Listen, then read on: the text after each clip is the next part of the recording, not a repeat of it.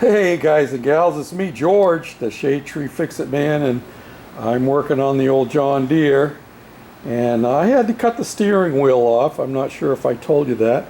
And the replacement steering wheel had a smaller size shaft going into it, so I welded on the appropriate size shaft and we've drilled it out so that we can run a pin through it, actually a nut and bolt.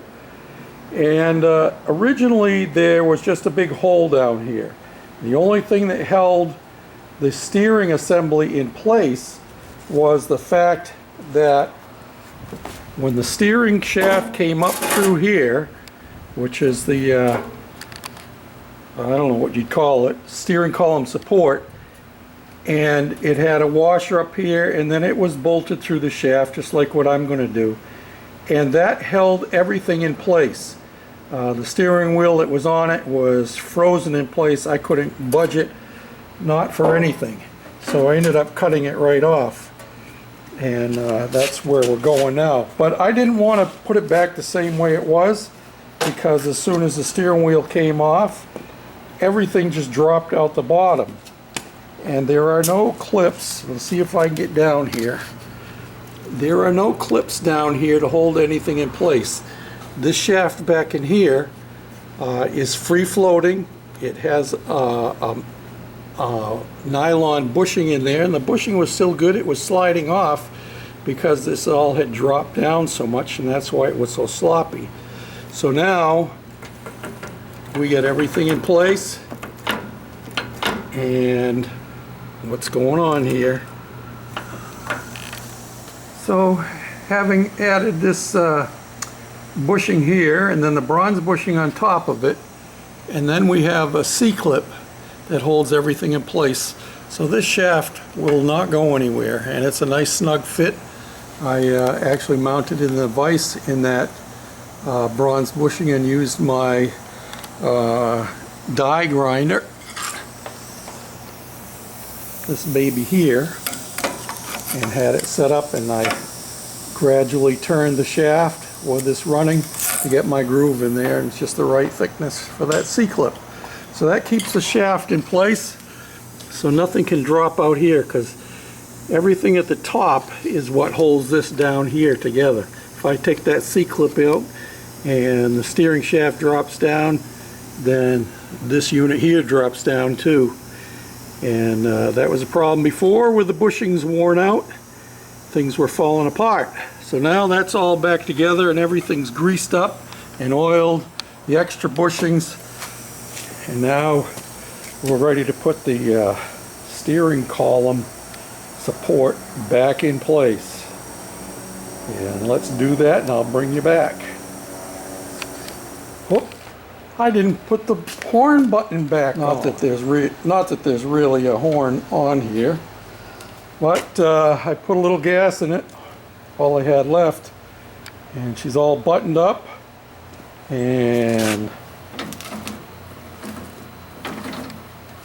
I think we're ready to take it for a ride, mow some grass. Hold on to your hats.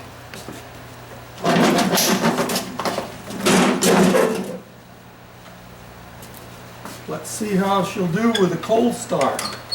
She's in neutral. Get some junk out of the way here. Let's see if we can make it through the trench.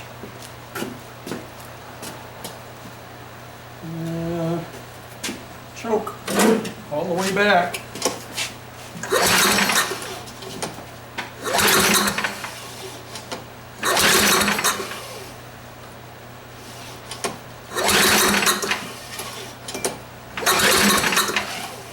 Come on, girl. All the way back. Choke.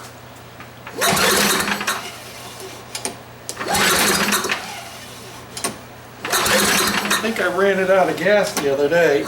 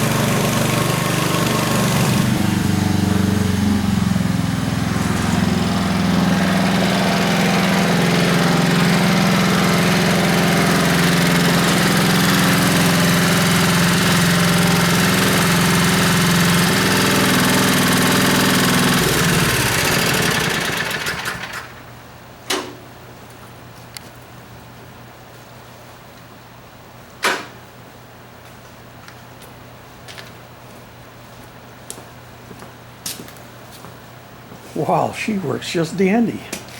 I do need to permanently attach those running boards again. They're just sitting on there and they kind of slid around when I was out on the front yard mowing.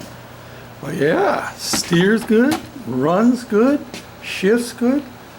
Just better than my Arians. Oh, I can't believe I'm even thinking about it. Well, anyway, there's a successful conclusion. It needs a good bath for sure, and maybe a little touch up on the paint, especially on the mower deck, and refit that seat, and she'll be good to go, either to stay with me or to move on to a new owner. Thanks for watching. Bye now.